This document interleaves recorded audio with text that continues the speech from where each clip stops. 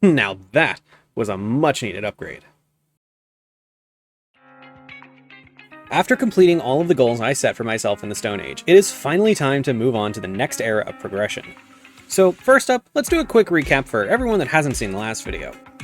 Sunny and I recently started our Forever World, a world that we'll never get rid of, never restart, and always come back to.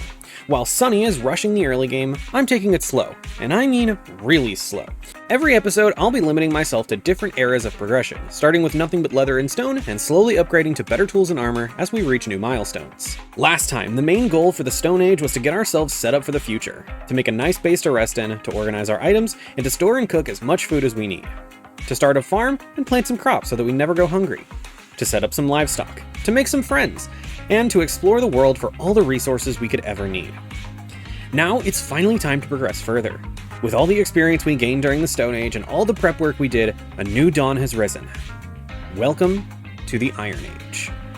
Since all of our prep work was mostly completed last time, the Iron Age is going to be about infrastructure. First, we'll be setting up a mine to gather all of the newly unlocked materials: copper, iron, gold, and redstone. Next, we'll need somewhere to smelt all of those raw materials, so we're going to be making a smithing area, complete with an auto smelter, infinite fuel, and a little station for armor smithing. Third, with access to redstone, we're building a whole minecart system between the important locations. Right now, that's just between my base and Sunny's, but it'll expand over time to include everywhere else we may build. Naturally, we're going to be fully kitting ourselves out in the best tier of armor we can for this age, and even giving it a bit of customization. And the final thing we'll be doing is making sure everything we started before is complete before we move on to the final era. So, without further ado, let's get into it. Now before we work on those goals, I am in desperate need of an armor upgrade. I haven't done much combat so far, mostly because I cannot take more than a couple of hits with leather armor. There was a cave nearby Sunny's house that neither of us had explored yet, so that was the first place I decided to go. At first, it was just some winding tunnels with ore speckled around the walls, easy enough to gather and relatively safe. But as I went deeper, the cavern started opening up, and it wasn't long before my health started getting a bit lower. Seeing the danger, I decided to take a little break from mining and popped myself into a little hole to smelt what I had. With just over half a stack, that'd be the armor upgrade that I so desperately needed, so I AFK'd for a minute while it smelted. In the meantime, while I was safe in my little hidey hole, a small army of monsters started gathering outside. When it finally came time to craft up my armor, I could hear absolute chaos happening outside. And when I emerged, I found that Sunny had come down to help me out. Repayment for last time, I guess. Thanks, love. Together we dove a little bit deeper into the cave, even finding a mineshaft down in the depths. With a fully kitted out helper behind me, I continued gathering any iron I could while Sunny pushed back against the ever-growing number of mobs. Sometimes I forget when I'm mining that it is in fact quite dark down here without the Fulbright mod, so we weren't able to advance much deeper than the cusp of the mineshaft. It didn't help there were an ungodly amount of cave spider spawners down here that kept poisoning us. Before long, my measly supply of cod finally ran out, and I decided to call it quits for the time being. I got what I came for, after all. I returned home, dumped all my new materials, and started getting ready to work on all of my goals for this episode. Unlike the last episode, this time around I want to get all of my tasks done one by one, rather than kind of sporadically throughout the episode, so first things first, we're making a mineshaft. For anyone that has seen my original Let's Play, you already know that I use basically the same design with every single mine that I make. It's a 3x3 staircase with spruce logs as supports. It's simple, but it's clean and it looks pretty nice in my opinion. So my plan for this mine is to dig the staircase down to certain Y levels, then make branches for the materials on those levels. I am using this guide here as a reference, so if I'm wrong about any of the levels, that's why. Also, yes, I know strip mining isn't even really efficient anymore, but old habits die hard, I guess. The first level I made branches at was Y48 for copper. I have still yet to touch this branch at all since I haven't needed copper yet, and I likely won't for a while, but it's here regardless. I also realized about 4 pickaxes in that digging a 3x5 staircase down was, not the best way to use my very limited iron, so I switched to 1x4 until I got down to Y16 for iron. Man, I remember back when that was diamond level, like between 16 and 12, and then you'd make these like massive strip mines all around the world and get ungodly amounts of diamonds because like stone was super quick to mine back then, unlike deep slate. Dude, I remember back in the Legacy console days, me, my brother, and my stepdad would tunnel around to the entire world. Like, I'd go through so much iron doing that, and that was back before you could fortune iron because it just dropped as an ore back then. Oh, I miss those days. What was I talking about? You know what? To heck with this. I'm going caving again. Also, while I was down in the caves, a zombie dropped a carrot. We are a little bit late to tick that off of last episode's goals, but it's another crop nonetheless. With that and my newly acquired bucket, I decided that the next thing to do was to move the farm to a new, more permanent location. So I made a little outline with coarse dirt, I laid out some water, and I planted 2 separate fields. One for wheat, since I had a ton of it, and a second one for potatoes and the newly acquired carrot. I also laid out a ton of firefly bushes around the farms and connected a little path to the barn. With that little distraction out of the way, I moved up to my next task for this episode, making a smelting area to cook all of the iron I got from that caving trip. First, of course, I dug out the area, flattening this spot right next to the mine shaft. I used some of the new iron to craft a blast furnace and some hoppers, and I put them together right here to make the auto smelter. Hold it! Yes, I am aware that the smelter is made incorrectly, that the hopper is supposed to go above the furnace, not into its side. It's gonna be a while before I use this thing, but don't worry, I will fix it later. Anyways, with the non-functioning smelter put together, I spent a moment digging out the rest of the plot for the fuel farm, putting together a floor and some walls, and then grabbing some dripstone from the nearby caves. I'm sure you can guess by that alone, but if you're not aware, placing lava over dripstone and a cauldron beneath creates an infinite lava generator. So with the dripstone in place, I grabbed some lava from Sunny's area and got the generator set up. I'll be slowly getting the lava placed in over time as we fill the cauldrons, but for now I focused on connecting the mining and smithing area with the rest of the base, and digging out a few paths to match the others.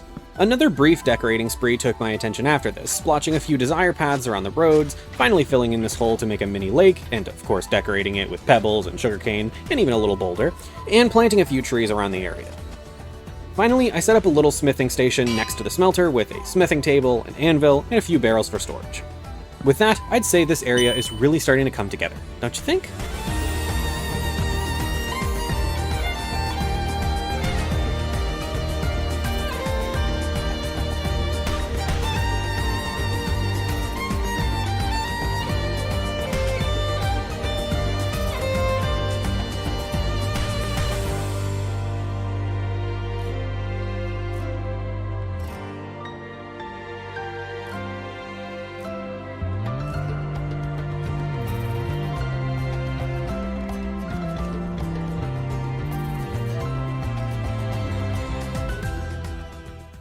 Of course, that's not all we're doing, but that's about it for the builds, at least for now. The next thing I wanted to do now that I had some decent armor that wouldn't break in just a few hits was start doing some customization. Now, my options for that were a tad limited. As of now, there's realistically only 4 armor trims that I can get my hands on. Sentry from Pillager Outposts, Wild from Jungle Temples, Coast from Shipwrecks, and Dune from Desert Pyramids. The others all require combat that I am not ready for yet, or access to dimensions that I can't go to yet. Well, actually, there is one other place that we can get trims from right now, but I'm going to be saving that for a little bit later. For now, let's go on another little adventure and see what we can find along the way, shall we? Obviously, my first thought was shipwrecks. I already had a couple of trims from the last episode, so I knew this would be a good way to get more. I headed out onto the ocean once again, heading south this time to uncharted territory, and I started looting as many shipwrecks as I could find. I also made an attempt at getting a trident. I did not get a trident. I did get incredibly unlucky with the worst mushroom field spawn ever, though. I also found a little desert island and decided to grab a bunch of decorative items while I was there. They served little purpose other than decoration, but I love me some aesthetic blocks. One of my goals for this world is to get better with detailing my builds, so having all of these decoration items is going to help massively with that later on. The desert also had a pyramid, but there wasn't really much worth taking, so I pressed on. The farthest I ended up going was to this jungle temple before I finally decided to head back home and grab all of the buried treasure I skipped along the way.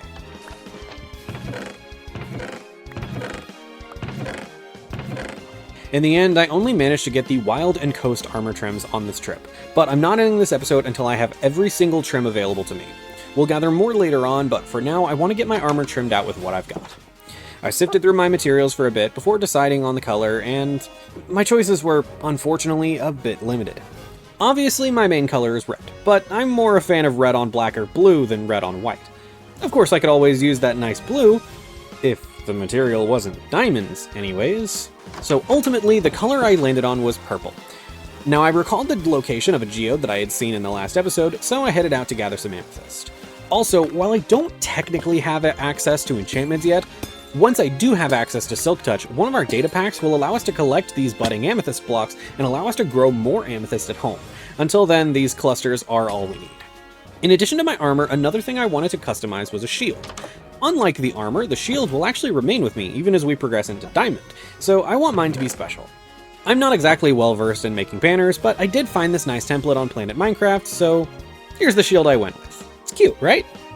As for the armor, I flip-flop between my two trims, using Coast for the helmet and boots, and Wild for the chestplate and leggings. So, here's the fit.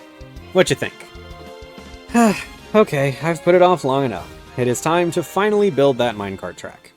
With my new armor equipped and ready to go, I headed over to Sunny's and we started planning out where we were going to put the track.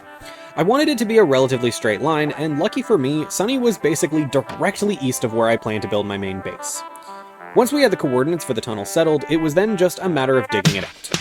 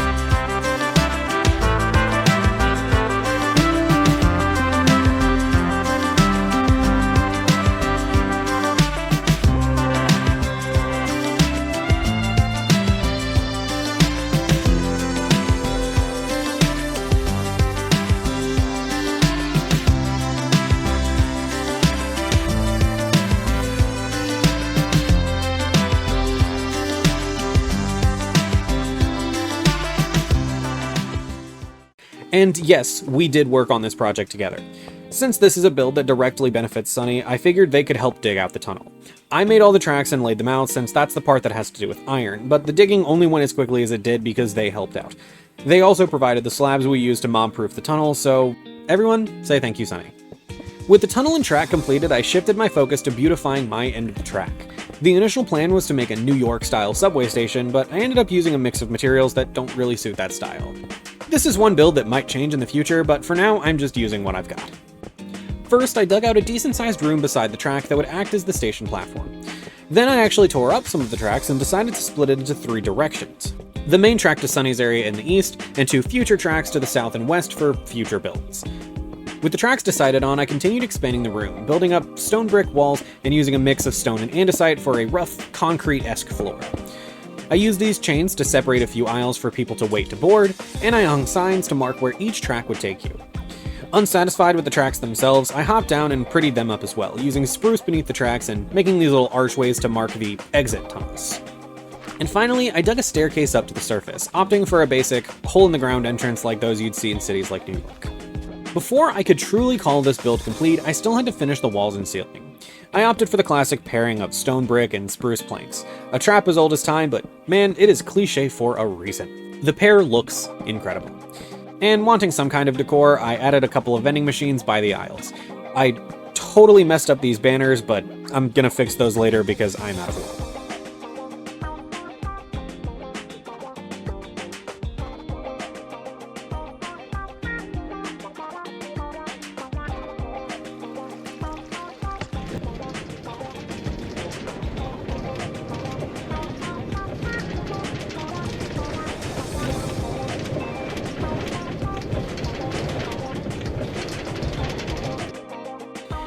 Now for the final thing we're going to be doing in this episode. I want to make sure everything is prepped for the final era. Our next set of goals is going to be taking us all the way to the end game, so I don't want to be held up by little distractions. First, it was genuinely distracting how empty the Hobbit hole felt every single time I walk inside, so I put together some decorations around the entrance. I made sure to make use of the iron and gold I had just gained access to make this little tree design and a clock on the wall, and I also set up a little display table for my armor once the Iron Age is complete. Now earlier, I said there were a handful of armor trims I have access to right now, and I do still want to grab them. So I headed over to Sunny's and we decided to go on a little adventure together. As of this moment, I am still missing the Dune armor trim from Desert Pyramids, Sentry from Pillager Outpost, and all 4 trims available from Trail Ruins. The ruins were my first goal, but of course, having a partner that hasn't explored the world at all will stall you occasionally.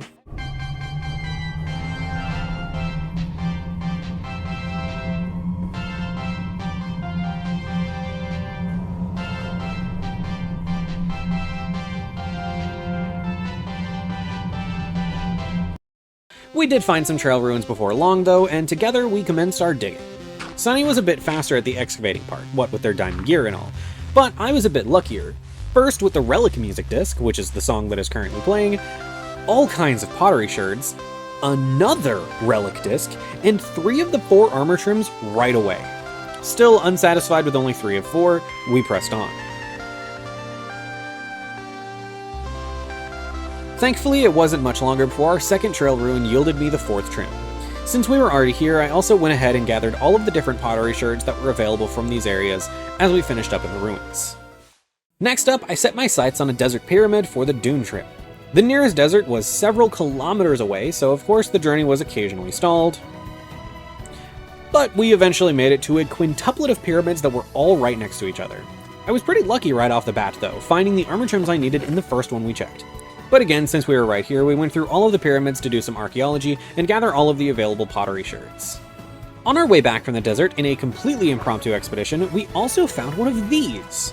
Though I was the one to find it, ultimately it's going to end up going to Sunny's whenever they're finished with their villager stuff. Which, yes, they are still working on, by the way. So, with the trail ruins, desert pyramids, and a random sniffer egg behind us, the time came to start searching for pillager outposts. Surely it wouldn't take that long to get a sentry trim, right?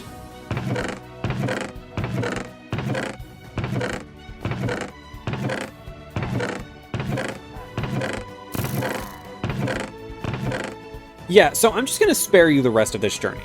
You wanna know how long I was searching? 3 hours. 3 hours. I was going all over the world, running around like a headless chicken, searching chest after chest for that armor trim. I looked up the spawn chance for it after we finished recording this session. It is a 25% chance for every single chest to have one. 25%. We were using chunk base to find them too, mind you. And you wanna know the worst part? I never even found one. In all that time, not a single outpost even had one. When I eventually gave up and decided to go home, Sunny reminded me that they happened across a pair of them way back in the first session, like before they even started with the villagers. So rather than going home completely empty-handed, I offered them half of my supply of each trim that they didn't have, and in return they gave me one of their sentry trims. God, that was stupid. I'm not even gonna use these trims. Okay, so crash out aside, I was planning to end the Iron Age with a triumphant return showing off all of my new trims and loot for my journey, but I was still feeling a little annoyed, so I decided to finish off with one other thing before calling it quits. I grabbed some of my iron and crafted up a few pickaxes, and then I made one last return to my mineshaft. I already had levels for iron and copper, but I said I was making branches for all of the ores I have access to, so I continued digging down. One branch on level -16 for gold, and then finally all the way down to the bottom of the world for redstone. And I think I'm going to be down here for a while. So with that, I think we can call the Iron Age complete.